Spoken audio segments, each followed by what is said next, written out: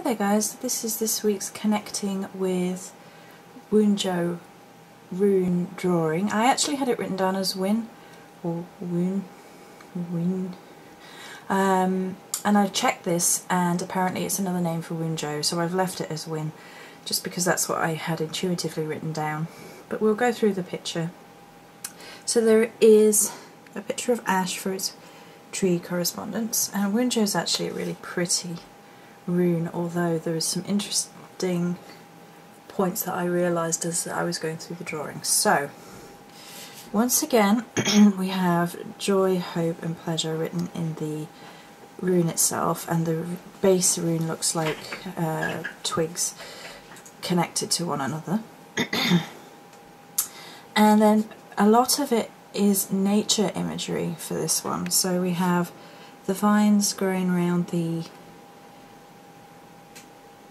twig or stick of Wunjo here, and then flowers on each. And flowers are a fantastic symbol of happiness, nature, joy. They have lots of joyful connections within the modern consciousness, and I really like the phrase "the earth laughs in flowers," so I think it works quite well here. And then we have a tree growing into this side, and we have a bird box hanging off there, and some little bees and a butterfly.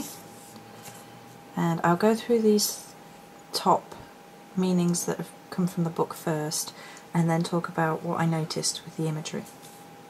Okay, so security is one of the meanings. So there's a key. Security key.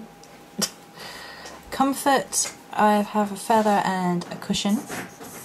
And happiness, but being careful, I've got a little happy person and a rainbow, which is often a symbol of happiness. I have sun and rain here, and I think that's important to remember, that happiness is usually built on the culmination of periods of rain and sunshine. So happy times and sad times, and you have to learn to value happiness for what it is. Okay, so within the imagery of the actual rune, which is a really gorgeous rune this week, I was saying last week that Isa is a little bit minimalist, whereas this is full on nature, and it's funny because it's for the solstice weekend, so it's perfect for that, and we will definitely have some pure full out joy for this solstice weekend for sure, fingers crossed, touch wood. So what I wanted to talk about is the whole point of having the nature imagery, and obviously a lot of pagans find joy and connect to spirit through nature, and that's the first thing. It's a sort of connecting to spiritualities, the spiritual fulfillment that comes through nature. Anybody who walks a pagan path is drawn to nature, and quite a lot of us work with flowers and herbs and tree magic in one form or another. So a lot of us can find joy in these places. So that was the first thing. The second thing is that even though we find joy in nature, it's worth noting that nature is the balance in motion. There is cruelty and sadness in nature, the same as you can see the happiness in nature. Not everything survives, and that's worth bearing in mind, I think, as we go forward. And we have a couple of the leaves falling from the flowers on the vine here, reminding us that it might be in full bloom now, it might be summer now, but the time and the wheel keeps moving on. Nothing is permanent, everything flows, ebbs, changes, and keeps going. Also have a butterfly, which is often the symbol of spiritual transformation. In Chinese law, they are considered to be seen as the souls of children taking flight, and nothing is more joyful than children. But then it's a beautiful thought in one sense, and then it's a really morbid thought in another sense, and that's a nice counterbalance for the rune.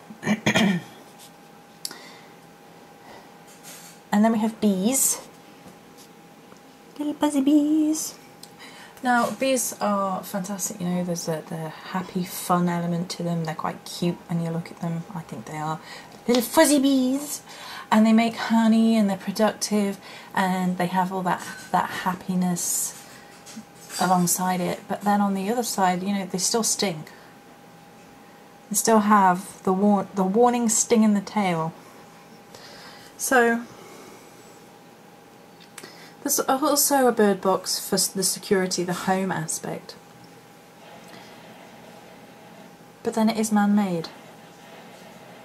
You know, birds were living quite happily in nature before we started making bird boxes.